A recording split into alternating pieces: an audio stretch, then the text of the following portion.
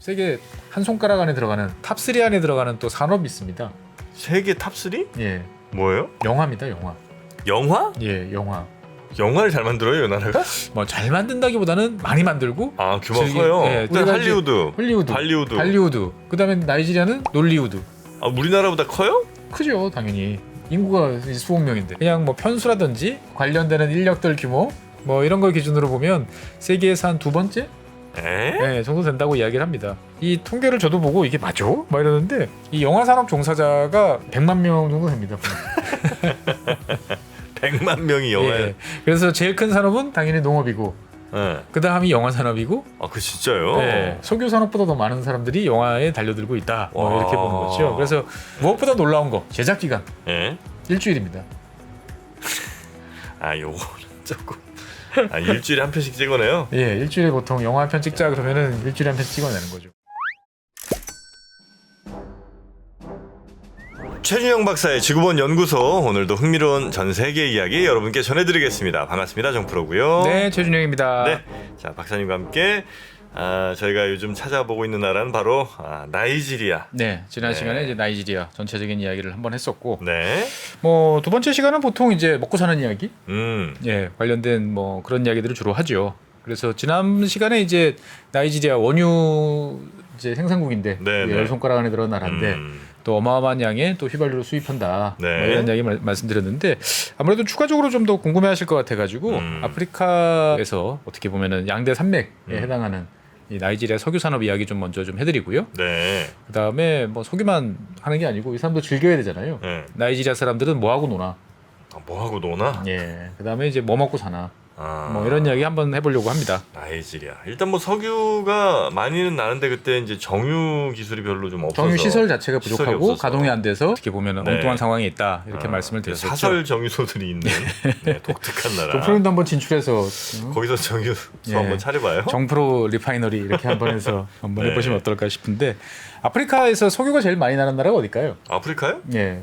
아프리카는 근데 석유 별로 안 나지 않나요? 많은 분들이 이제 그렇게들 생각하시는데 지금 당장 저희가 이야기하고 있는 나이지리아 세계적으로 많이 나는 나라고 이집트 좀 나나? 이집트도 나긴 나는데 자기들이 감당하기는 상당히 좀 부족한 상황이고 사실 이집트가 아프리카냐 아, 그러기도 좀 항상 이제 이런 애매한 문제가 있어요. 네, 네. 그러니까 이제 사하라 사막 북쪽에 있는 그 지중해 연변에 있는 나라들을 아프리카로 봐야 되느냐 아니면 중동으로 봐야 되느냐. 이집트 같은 경우는 이를테면 미군들 기준으로 보면은 미국이 전 세계를 이렇게 지도에다가 선을 그어서 다 나눠놓잖아요. 무슨 사령부, 무슨 사령부. 분류를 저쪽으로 해놨군요. 중동 쪽으로 분류를 해놨어요. 예, 아프리카 사령부 관할에서 빠져 있어요, 이집트는. 그럴 수는 있겠네요. 예, 근데 이제 나이지리아는 뭐 사하라 사막 이남 쪽이니까 확실하게 이제 산유국 아프리카라고 볼 수 있고. 네, 아프리카에서 이제 석유가 많이 나는 나라 1등은 원래 나이지리아였어요, 단연.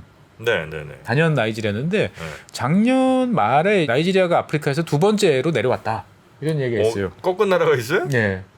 우리나라 해양 플란트에 관심 있으신 분들은 다들 아시는 네. 그 앙골라. 앙골라? 예, 앙골라. 앙골라가 기름이 많이 나요? 예, 앙골라 많이 납니다. 오. 그러니까 앙골라 그러면 여러분들 생각하시는 게 보통 앙골라. 내전. 예, 뭐 별로 잘 떠오르는 이미지가 없을 텐데. 네. 아니면 해양 플랜트 이제 관심 있으신 분들은 예전에 대우조선 해양에 모잠비크 뭐 이런 데 아닌가? 예, 모잠비크도 있고요. 예. 예, 그래서 드릴십 주문해놨다가 안 갖고 가가지고 네, 막 네, 우리나라 네, 네. 되게 힘들게 했던. 네. 예, 이게 앙골라. 아, 앙골라가 많이 나요. 앙골라가 많이 나요. 근데 앙골라가 꾸준히 계속 올라와서 중국 투자 등을 받아가지고 네. 작년 22년 한 10월달에 이제 나이지리아를 제낀 것 같다. 네, 그래서 양대 이제 축으로 이제 바뀌었다. 그 전에는 네, 나이지리아 네, 네. 원톱이다가 이제 두 나라다 이렇게 이야기를 했었고. 그래서 사실 나이지리아 같은 경우는 이 원유가 생산이 되면 어디로 갈 것 같아요? 나이지리아 뭐 유럽이나 뭐 이런 데 가겠죠. 유럽 쪽으로 많이 갈 것 같아요. 예. 근데 실제로는 이제 2010년 한 중반 때까지는 이제 미국으로 많이 갔습니다. 미국? 네. 하긴 미국도 석유 수입 많이 했었죠, 그전엔. 그렇죠. 셰일 때문에 이제 예. 그 석유 수입 규모가 급감하기 전까지는 예. 전 세계에서 석유를 막 갖고 왔는데 미국 총 그 수입량이 한 10% 정도가 나이지리아산이었어요. 적지 않네요. 그렇죠. 미국 같은 나라에서 수입하는 양의 10%. 그러면 네. 예. 그러니까 또 뒤집어 말하면은 나이지리아는 전체 수출 물량의 한 40%를 이제 미국으로 보냈던 거죠.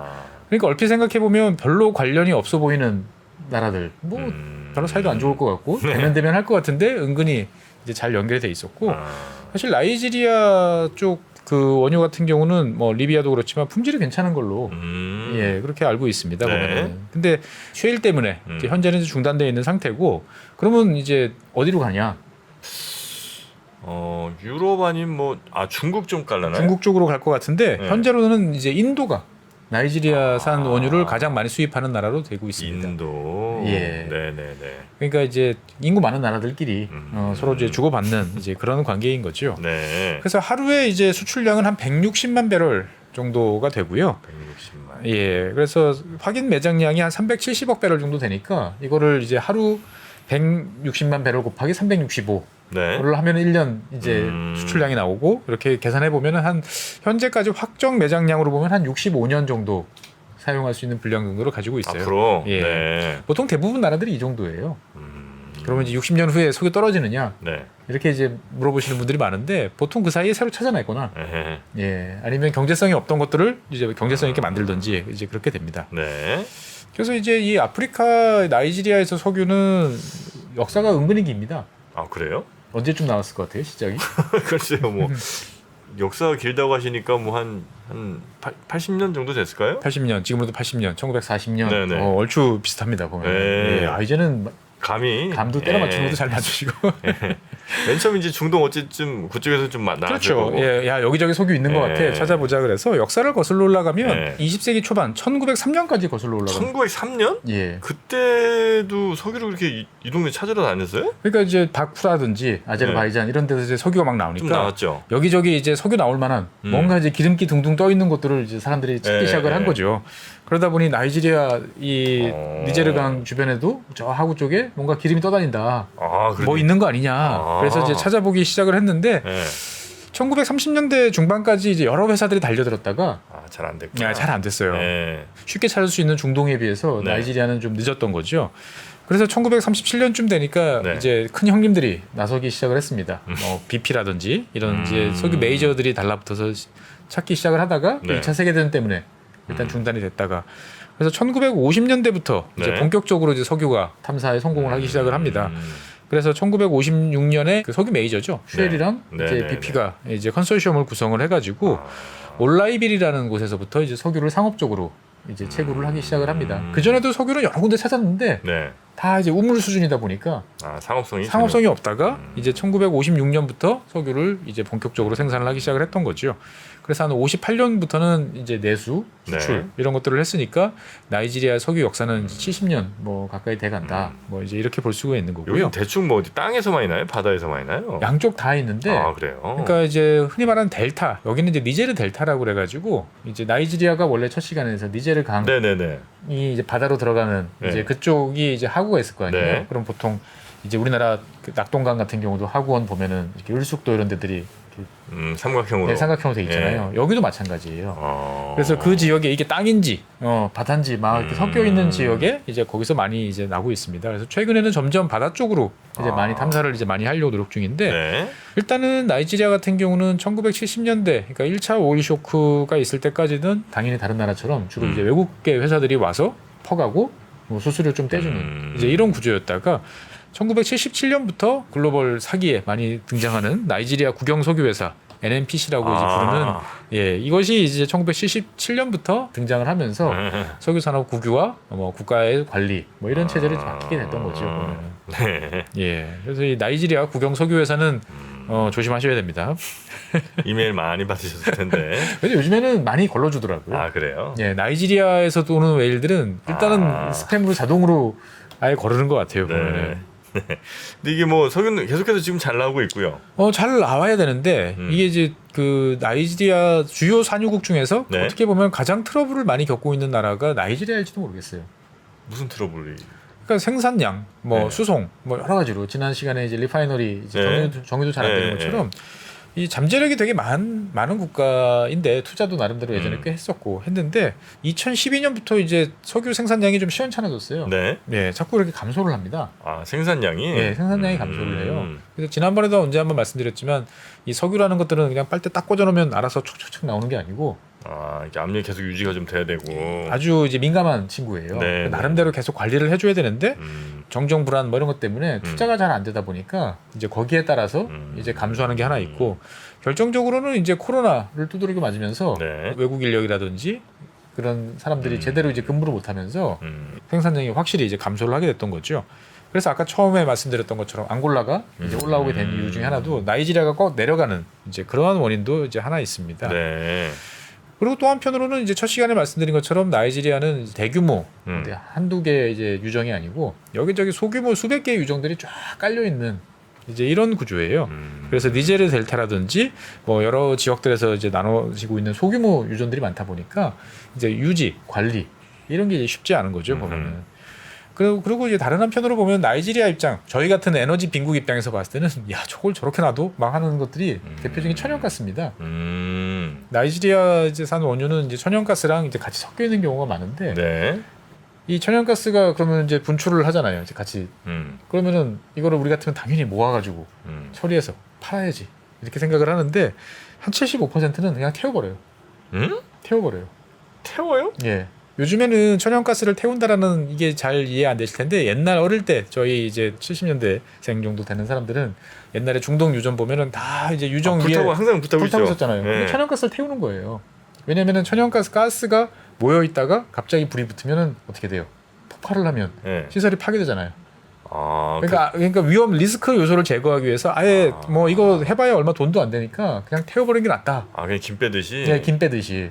아이고야. 그러다가 이제 천연가스가 점점 사용처가 많아지고 비싸지니까 네. 야 이게 다 재산이야 돈이야 그리고 다 모아가지고 뭐 파이프라인으로 또는 LNG로 만들어서 이제 보내게 된 거죠. 네. 예전에는 석유를 찾는 입장에서 봤을 때 이 가스가 나오면 상당히 골칫덩어리였던 거지 보면은. 그것 때문에 제대로 석유도 못 뽑고. 잠깐 사고도 많이 났어요. 폭발 사고. 예, 폭발 사고 이런 것 때문에 위험하다고 생각을 했던 거죠. 근데 지금도 나이지리아에서는 이제 석유 채굴 과정에서 나오는 천연가스의 75%는 그냥 단순 아이고야. 소각하고 있다. 이 아까운 거. 그렇죠.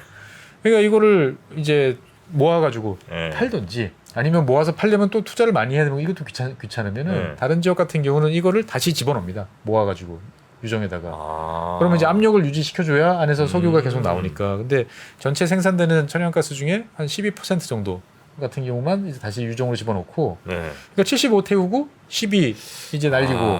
그러니까 뭐 한 87 정도를 그냥 그렇게 쓰는 거죠 보면은.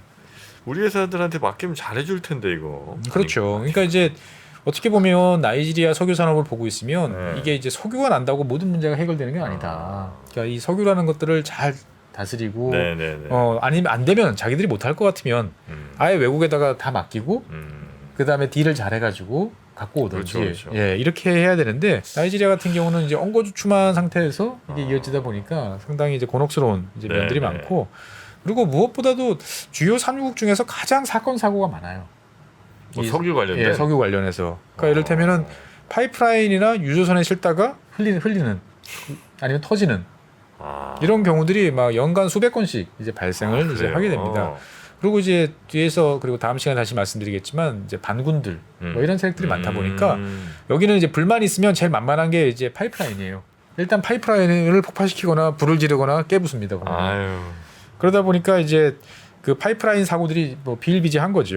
그래서 이런 사보타주에 의해서 뭔가 문제가 생기는 경우도 한 30%. 그 다음에 이제 생산 과정 중에서 뭔가 미스로 이제 노출이 되는 경우도 한 20% 가까이 되는 거죠.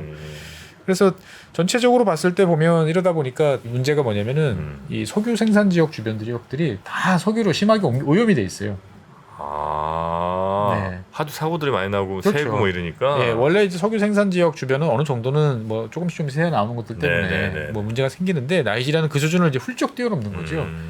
그것만 다 모아도 웬만한 산유국 수준이 될 텐데 네. 거기가 이제 제대로 되지가 않는 거죠 보면은. 그러니까 그냥 유출이 그냥 석유를 캐면 계속 어딘가는 흐르고 땅 위에서 파이프라인에서 흐르든지.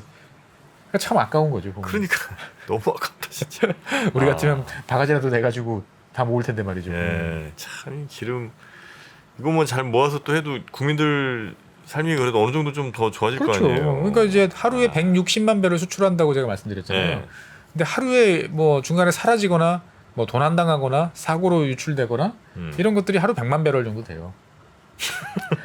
아 160만 배럴인 160만 배럴 수출을 하는데 100만 배럴이 매일 새고 있어요. 어디가. 아이고야. 네, 누수가 이제 많은 거죠. 보면 누유라고 그래야 되나요? 누유. 아이고 이것만 잡아도 이것만 다 모아서 다 갖다 팔아도 한 40%는 더 올라가는 거 아니에요? 거의 뭐 배 가까이 올라가는 거죠. 그러니까 그렇죠. 거기다 천연가스만 좀 모아서 팔아도 또 요즘 천연가스 가격도 나쁘지 않은데. 그렇죠. 아유. 그러니까 우리 입장에서 봤을 때는 아니 도대체 왜 저러지? 막 이런 생각이 절로 드는 이제 그런 네. 상황인 거죠. 보면은. 와 나이지리아. 예. 그러니까 어떻게 보면은 이런 석유 산업의 나이지리아의 석유 산업을 이야기를 하다 보면 이 나라가 뭔가 복잡다단하고 이게 뭔가 이게 삐그덕거리는 나라구나. 네네. 라는 이제 생각을 이제 가지게 될 텐데 에이, 맞습니다. 사실 삐그덕거리는 나라예요. 예. 삐그덕거리는 나라고. 근데 하지만 뭐 인구도 많고 네. 또 어떻게 보면은 여러 사람들이 모여 살다 보니까 뭐 맨날 이제 심각한 이야기만 할 수는 없잖아요. 네. 이 동네 사람들도 이제 뭔가 놀고 즐겨야 되는데 음. 이 나이지리아가 세계 한 손가락 안에 들어가는 탑3 안에 들어가는 또 산업이 있습니다. 세계 탑3? 예. 뭐예요? 영화입니다, 영화. 영화? 예, 영화. 영화를 잘 만들어요, 이 나라가? 뭐 잘 만든다기보다는 많이 만들고 아, 규모가 커요. 예, 그래서 일단 우리가 할리우드. 헐리우드, 발리우드. 그다음에 나이지리아는 놀리우드. 아, 우리나라보다 커요? 크죠, 당연히. 인구가 이제 수억 명인데. 아니, 그래도 우리는 이 문화 강국. 보통 이제 뭐 정확한 평가는 이제 그때 어디까지를 네. 이제 묶을 거냐에 따라 다른데 네. 그냥 뭐 편수라든지 관련 인력, 편수. 그다음에 관련되는 인력들 규모 뭐 이런 걸 기준으로 보면 세계에서 한 두 번째 에? 정도 된다고 이야기를 합니다. 그래서 이 통계를 저도 보고 이게 맞아? 막 이러는데 이 영화 산업 종사자가 몇 명쯤 될 것 같으세요? 영화 산업 종사자? 네, 나 영화계에서 일해. 나 영화판에서 놀고 있어. 이렇게 이야기할 분들이 한 1, 20만 되나요? 100만 명 정도 됩니다. 100만 명이 영화에. 예. 그래서 제일 큰 산업은 당연히 농업이고 네. 그다음이 영화 산업이고 아, 그 진짜요? 예, 석유 산업보다 더 많은 사람들이 영화에 달려들고 있다. 뭐 와. 이렇게 보는 거죠. 그래서 근데 100만 명이 달려들어서 연간 한 뭐 6억 달러 정도 되니까 이게 BC가 나오나? 뭐 이런 생각이 명이 6억 달러, 예. 6천억. 예. 너무 적은 것 같아요. 너무 적은 것 같지만 어떻든 간에 이 집계를 해보면 많은 사람들이 영화와 관련해서 이걸 뭐 전업으로 한다기보다는 짬짬이 아, 파트타임도 많이 하시고. 많이 하고 뭐 이렇게 되는 것 같아요. 그래서 연간 이 통계가 그때마다 많이 달라지는데 네. 제가 찾아본 것 중에 제일 많았던 게 연간 한 2,500에서 2,700편 정도 제작한다고 그래요. 아, 영화를? 예, 영화를. 그러면 이제 거의 하루 평균 한 8편? 7, 8편이 나오는 8편 정도 쏟아져 나오는 거죠, 보면은. 와. 예. 근데 이제 편당 제작비 이렇게 저렇게 계산해 보면은 한 25,000달러. 한 3천만 한 원. 3천만 원 좀 넘는 수준이죠. 아. 그러니까 이제 정말 이제 저비용 독립영화. 이제 영화라고 이제 볼 수도 있는 거고 예. 무엇보다 놀라운 거 제작 기간 예? 일주일입니다. 아, 요거는 조금. 아, 일주일에 한 편씩 찍어내요? 예, 일주일에 보통 영화 한 편 찍자 그러면은 이제 일주일에 한 편 찍어내는 거죠. 우리 옛날에 이제 비디오 예. 영화 또 유명하신 모모 감독님 계셨죠. 아, 필름 예. 남기남? 예, 네, 제작에 배우들이 다들 막 벌써 다 찍었어요 막 하고 이야기했던. 그리고 어떤 경우는 뭐 심지어 영화 한 편 찍는데 알고 보니까 그게 두 편을 동시에 찍는 예. 거였다는 얘기도 있고. 예, 그렇죠. 대단한 분이셨죠. 네. 생각해 보면. 와, 그러니까 하여튼 어마어마한 편수로 찍어내고 있고 어마어마하게 많은 분들이 매달려서 일은 하고 있는 건 맞지만 네. 그렇다고 아주 뭐 전 세계에 내놔서 막 이렇게 클 정도 이런 작품들이 막 나오고 이런 건 아니고. 근데 이제 그건 뒤에서 좀 아, 말씀드리겠지만 그렇습니까? 일단 뭔가 많으면 네. 뭐가 나아요. 양의 변화가 결국 질의 변화를. 그렇죠. 가져오죠. 우리도 예전에 저기 비디오 가게용 비디오 영화라고 하는 네. 뭐 흔히 말하는 이제 에로 영화나 뭐 이제 온갖 영화들 하다 보면 네. 간간히 이제 B급으로 분류될 수 있는 괜찮은 하나씩 있죠. 아이디어 독특한 거. 독특한 거 하다못해 그 타이틀이라도 예. 잘난 뭐 이런 것들 있지 않습니까? 이제 보면은 그게 나중에 이제 또 큰 영화를 만드는 또 감독들이 데뷔 무대가 되기도 될 하고. 수도 있고 예. 그럴 수는 있겠네요. 그런 것처럼 이제 나이지리아 영화는 원체 많이 쏟아져 나오다 보니까 근데 나이지리아 영화는 한 번도 못 봤네요, 진짜. 그렇죠. 그러니까 네. 저희한테까지는 아직 안 오는데 제가 보면 좀 있으면 이제 슬슬 올 것 같아요. 아, 그래요? 왜냐면 넷플릭스나 이런 쪽에서 관심을 두고 있어요. 약간씩만 대한민국이 사실 넷플릭스가 많이 투자하는 이유가 뭐겠습니까? 한 편 제작하는데 빠르고 네. 저렴하잖아요. 그렇죠. 가성비 이게 최고죠. 몇 번 이제 재미를 봤잖아요. 네. 그러면 전 세계에서 가성비가 좋은 여기저기 한번 찔러보는 아니 편당 25,000달러라고 그러니까 25만 달러 지원해 줄 수도 있잖아. 아니면 뭐 10,000달러만 지원해줘도 그뭐 예. 돈도 아니지 뭐. 그렇죠. 넷플릭스 입장에서. 예. 그럼 이제 나이지리아가 무조건 인구 많다고 무조건 저 영화 잘 되고 이런 건 아니잖아요. 그렇죠. 그러니까 이제 영화가 이렇게 어떻게 보면 좀 과잉이다 싶을 정도로 많이 나오게 됐던 이유는 뭐냐면은 1980년대에 이제 나이지리아가 이제 되게 정치가 이제 불안정했었을 때 네. 국민들이 그 당시에 열광하던 거는 이제 해외 수입 텔레비전 프로그램들이었죠. 언제나 뭐 정프로님도 기억하시겠지만 네네네. 예, 그 당시 저희도 1980년대 많이 그 봤죠. TV 뭐 시리즈 외화들 많이 봤죠. 에이특공대 뭐 그렇죠. 전격 제트 맥가이버 작전, 뭐 이런 것들 많이 에어울프, 예, 뭐 네. V 뭐 이런 것들 많이 봤었는데 네. 이런 것들에 대해서 이제 정부가 검열을 강하기 시작을 했어요. 검열? 예, 뭔가 이제 국민들한테 이게 안 좋아. 어, 예, 그러다 보니까 사람들이 이제 뭔가 보고 싶어하는 욕구는 있는데 이제 틀어줄 게 없는 거잖아요. 그러면 이제 사람들이 재빠르게 나서는 거죠. 뭔가 얼기설기라도 찍어서 일단 보여주면 사람들이 돈 벌 수 있겠다라고 생각을 해가지고 검열로 인해서 이제 자체 제작이 이제 많아지기 시작을 했습니다. 네네네. 텔레비전에서 보고 싶은데 텔레비전에 볼 게 없다. 그래서 영화를 찍자. 이렇게 되다 보니까 우리 기준으로 보면 야 이게 극장 영화야? 드라마야? 싶은. 그러니까 분명히 영화로 얘네들을 기준으로 보면은 이제 드라마가 아니고 영화로 분류돼, 무비로 분류되는데 네. 우리 기준으로 봤을 때는 홈비디오? 예, 정말 옛날에 그 8mm 그런 걸로 찍을 것 같은 이제 그런 영화부터 이제 만들기 시작을 했던 거죠. 네네. 그러다 보니까 이 나이지리아 영화는 이제 넷플릭스처럼 시리즈물이 많습니다. 일주일에 한 편씩 찍으니까. 보긴 참 편하겠네요. 그리고 이제 요즘에 좀 많이 바뀌었지만 예전에는 정말 말 그대로 이제 그 대여점, 이 있어요? 네, 대여점에서 이제 빌려서 이제 많이 보게 됐던 거죠.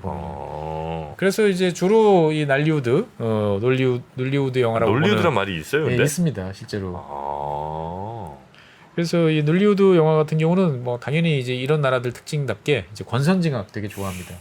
예, 권선징악 되게 좋아하고 그래서 그 몇몇 히트작들이 있어요. 우리나라까지는 안 알려졌지만 네. 그래도 나름대로 유럽이라든지 영화 좀 좋아하는 사람들 사이에서는 화제작이 됐던 게 네. 리빙 인 번디지 뭐 이런 건 상당히 이제 토속물 네, 토속물 분위기가 나는 이제 그런 네. 것도 있고 그 다음에 오스피아이 런던이라고 그래가지고 런던에서 네. 런던에서의 좌충우돌하는 어떤 이런 이야기 코믹물 뭐 이런 것들도 되게 해외 히트작이 로켓 또 했나 보네. 예, 그러니까 나름대로 저렴하니까 몇 명 친구 집에 가서 자고 그냥 찍어서 편집하면 되는 거죠. 네네. 예. 뭐 최근 들어서 영화 정식 영화로 등장했던 거는 이제 뭐 하프 오브 옐로우 선 뭐 이런 영화도 있어가지고 이거 같은 경우는 미국에서도 꽤 많이 이제 보기도 했었고. 그래요? 예, 이런 영화라고 그럽니다. 그러니까 주로 아프리카 쪽에서는 인기 많겠다. 그렇죠.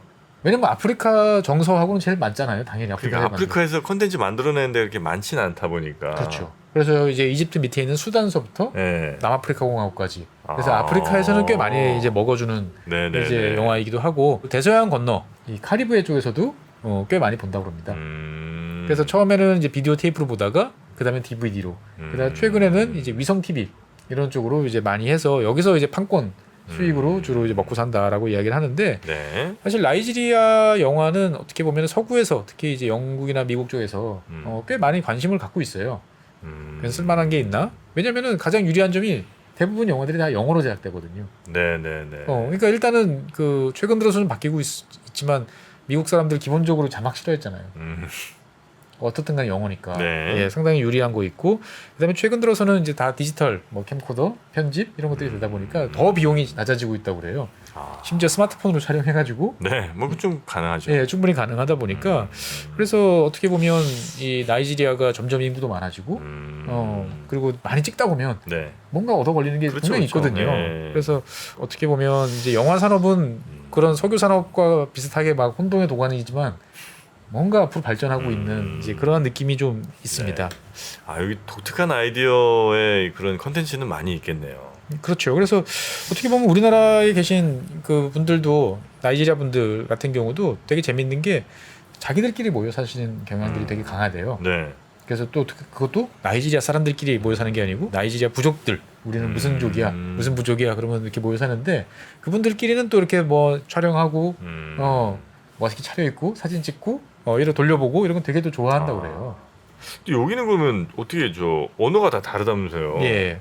뭐 그냥 공용어 그 하나로 보통 그러니까 영어 못하면은 서로 안 되는 거죠. 영어로 해요? 예. 아. 기본적으로 이제 영어가 이제 서로를 연결해주는 이제 통로죠. 그러니까 영어 잘해야 됩니다.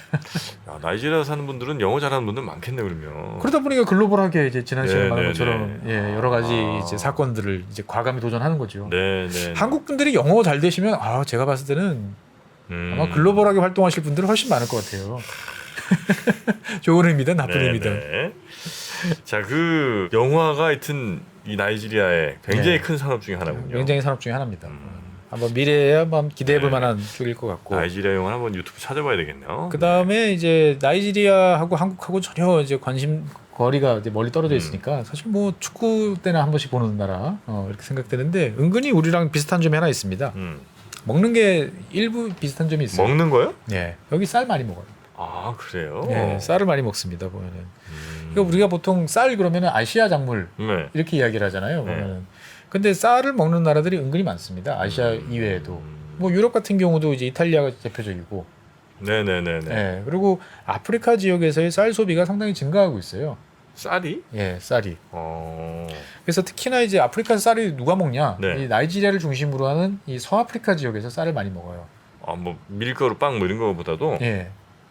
그래서 이제 인디카종이죠 주로 아, 이제 길쭉한 거. 장립종이라고 네, 하는 네, 예 이걸 많이 먹는데 서아프리카 전체적으로 봤을 때 쌀 소비량이 계속 증가를 하고 있다 보니까 수입량도 이제 계속 늘어나고 있어요 보면은.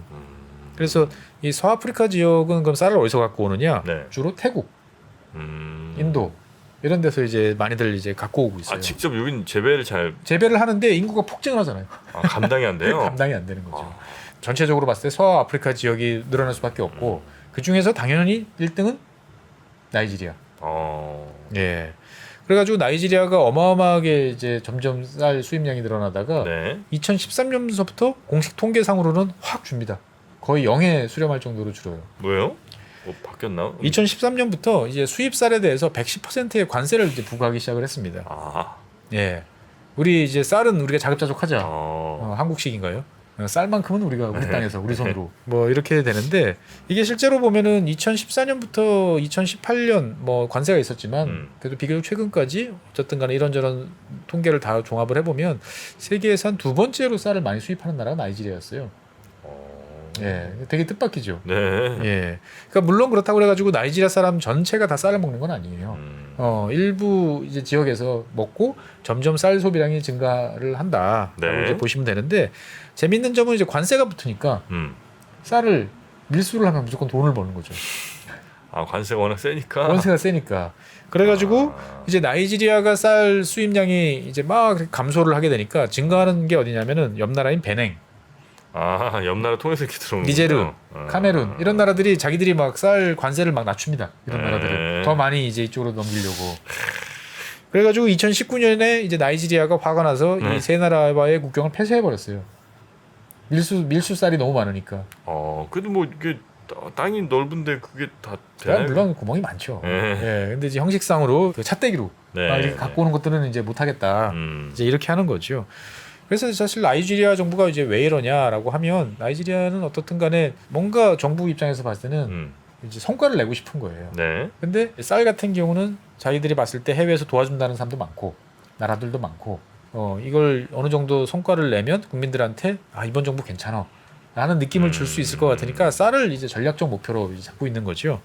그래서 없는 살림을 털어서 1년에 한 5억 달러 이상을 네. 쌀과 관련되는 여러 가지 장목 뭐 그다음에 시설 투자 이런 쪽으로 해가지고 실제로 나이지리아 자체적인 생산량도 되게 많이 이제 늘고 있어요. 그래서 2017년에 이제 2021년까지 이제 우리는 쌀 수출 국가로 변신할 거다. 수출까지 한다고요? 예, 하겠다라고 이제 했는데 코로나 때문에 지금은 이제 좀 지지부진한 상태인데 공식 통계로 보면 뭐 수입량이 저 바닥에서 이렇게 붙어 있어요. 예, 공식 통계로 보면은 거의 자급자족. 시간이 지나면 이제 수출할 수 있겠는데라는 느낌이 들지만 이제 통계에는 좀 허점이 좀 있는 것 같고요. 네. 그래서 얼마 전에 이제 우리나라에서도 이제 신문에 한번 보도가 된 적이 있었죠. 나이지리아가 갑자기 수도에다가 쌀 피라미드를 쌓았습니다. 쌀 푸대로. 피라미드요? 예, 쌀 푸대로 막 이렇게 산더미처럼 쌓아 올려가지고 왜? 예, 쫙 광장에다가 네.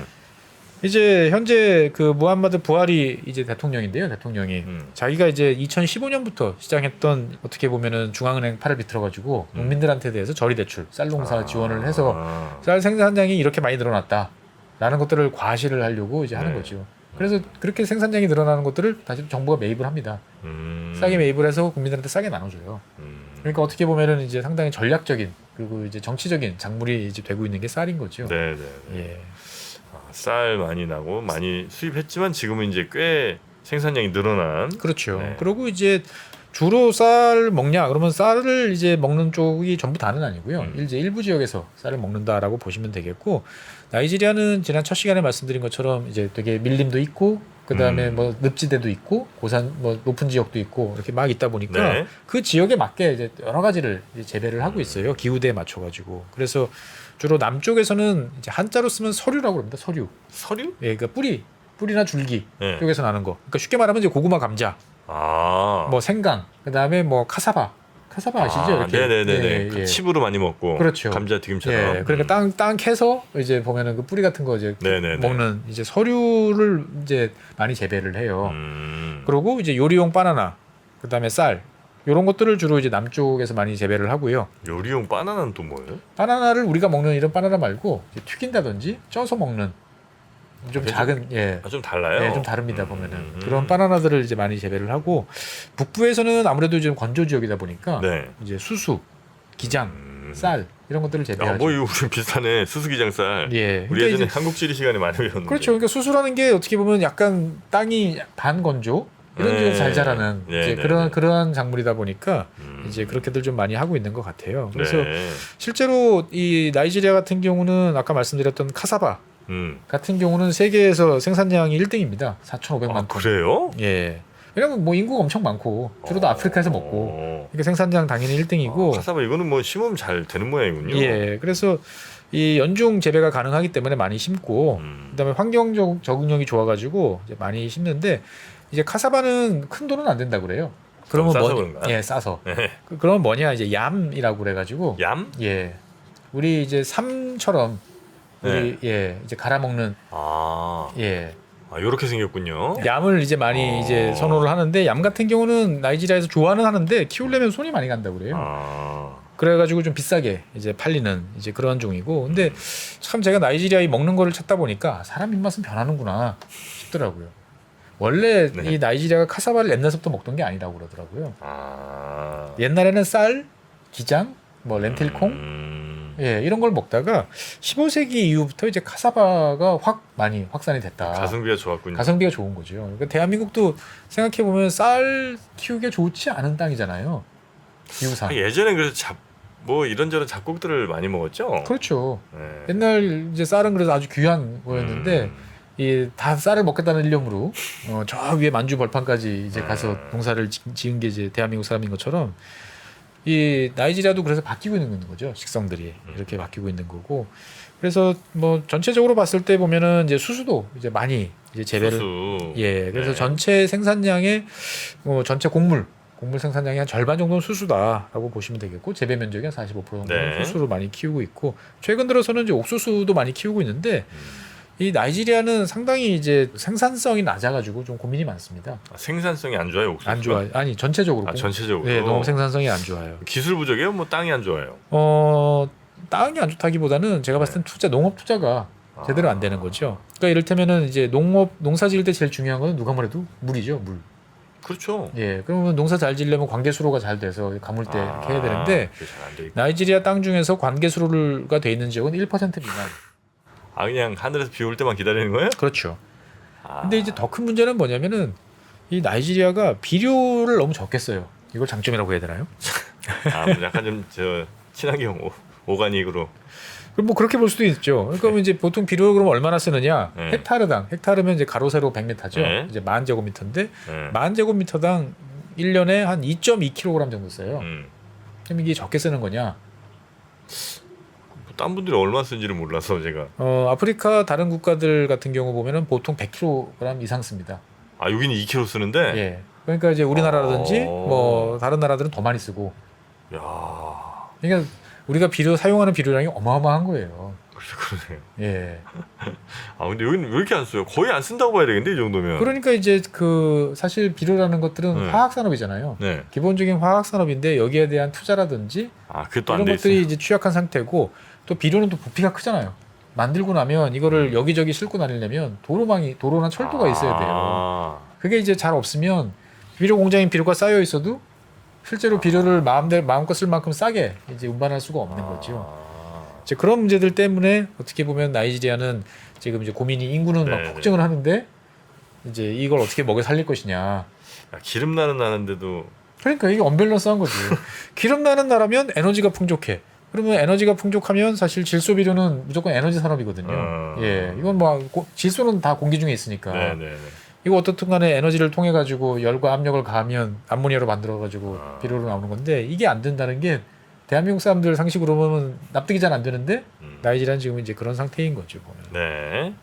가능성은 좀 분명히 좀 있긴 하네요. 그러니까 뭐든지 가보면 뭐 2050년 되면 나이지리아가 대한민국보다 경제 규모가 커진다고 그러잖아요. 예, 그러니까 그만큼 이제 세계 3위 정도의 인구로 가는 나라니까 사실 잠재력이 뭘 해도 사실 되는 거죠. 평균 연령 18세인데. 근데 이게 예를 들어 쌀이 지금 어쨌든 뭐 우리랑은 약간 좀 다른 쌀이긴 합니다만 우리 밥솥 사업 같은 거 좀 하면 거기서 좀 잘 되겠네요. 뭐 아닌가? 뭐 글쎄요. 우리 우리 밥솥하고는 좀 다를 것 같아요. 주로 이제 여기는 쪄 먹는다기보다는 뭐 살짝 익혀 먹던지 아니면 이제 볶아서 먹던지. 볶아 먹는. 네. 그리고 원래 이제 나이지리아 쪽이 이제 보면은 이 기름 유지가 많이 났었어요 옛날에 땅콩 기름. 뭐 파뮤 이런 것들이 1960년대는 세계 탑이었어요. 게다가 지금은 이제 석유 때문에 많이 위축이 됐지만 어떻든 간에 이런 것들이 있다 보니까 그래서 아프리카 지역에 우리나라 쌀 관련해서 투자나 지원 노력들 이제 많이 하고 있죠. 뭐 우리나라의 농업 관련 연구소 분들이 많이 가서 지도도 해주시고 이제 그러고 있죠. 그래서 어떻게 보면 우리도 시간이 지나면 지금처럼 자포니카종 단립종이 아니고 장립종으로 많이 바뀌지 않을까 싶어요. 인디카종으로. 그래요? 우리나라도. 왜냐면 잘 보면 이제 그 집에서 밥 먹는 거 많이 줄었잖아요. 그 다음에 이제 볶음밥, 솥밥 한 컵으로 이렇게 간단히 먹는 거. 근데 볶아 먹기에는 이런 이제 안남미라고 하나요? 이제 이런 인디카종이 좋거든요. 소화도 잘 되고. 예. 우리가 지금 먹는 쌀들이 조금 소화 입장에서는 그렇게 썩 쉽게 되는 쌀은 아니군요. 그렇죠. 그러니까 이제 포만감은 크죠. 소화가 느리게 되니까. 예. 그러니까 이제 심지어 이제 나는 더 포만감을 느끼고 싶어서 대한민국 분들은 찹쌀도 많이 드시잖아요. 찹쌀은 소화가 아예 더 천천히 되죠 보면은. 예. 그래요. 근데 이 장립종들은 얇고 좀 길어서 이게 안에까지 잘 금방 익는 모양이군요. 예, 금방 익고 그래서 조리 시간도 짧고 그래서 뭐 볶음밥 할 때 좋습니다. 좀 섞어서 하면은. 요즘 그러니까 다는 아니지만 하여튼 그 무슨 베트남 식당 뭐 이런 데 그렇죠, 가면 태국 식당 가면 이제 대체로 그 쌀들 많이 쓰시더라고요. 왜냐면 또 우리나라 같은 경우도 의무 수입 물량이라는 게 있어요. 예전에는 왜 너희들은 왜 수입 안 해? 대한민국은. 더 이상 이제 시간이 수십 년이 지나니까 안 되니까 지금 몇 프로죠? 591%인가? 예, 그 관세를 물려고 의무적으로 1년에 40만 톤 정도로 수입을 해요. 예. 그렇습니까? 하여튼 굉장히 그 쌀을 지금 이제 소비가 늘고 있는 쌀 소비가 늘고 있는 나이지리아. 쌀 대한민국 사람들만 먹는 게 아니다. 그렇게 생각하시면 되겠습니다. 그 쌀로 어떻게 좀 잘 그 떡이라든지 그런 것 좀. 찰기가 없어서. 이 쌀은 또 찰기도 없군요. 그렇죠. 인디카는 찰기가 없죠. 뭘 해야 돼 이걸? 그냥 볶음밥. 프라이드 라이스. 자, 하여튼 나이지리아 일단 영화가 그렇게 큰 산업인지를 오늘 처음 또 알았네요. 뭐 나이지리아에 대해서 워낙 아는 게 없으니까 하나하나가 다 새로운 얘기긴 합니다만 자, 하여튼 세계 3대 영화 강국입니다. 나이지리아에 대한 이야기 오늘 좀 들어봤고요. 다음 시간도 좀 이어서 더 해주시는 거죠?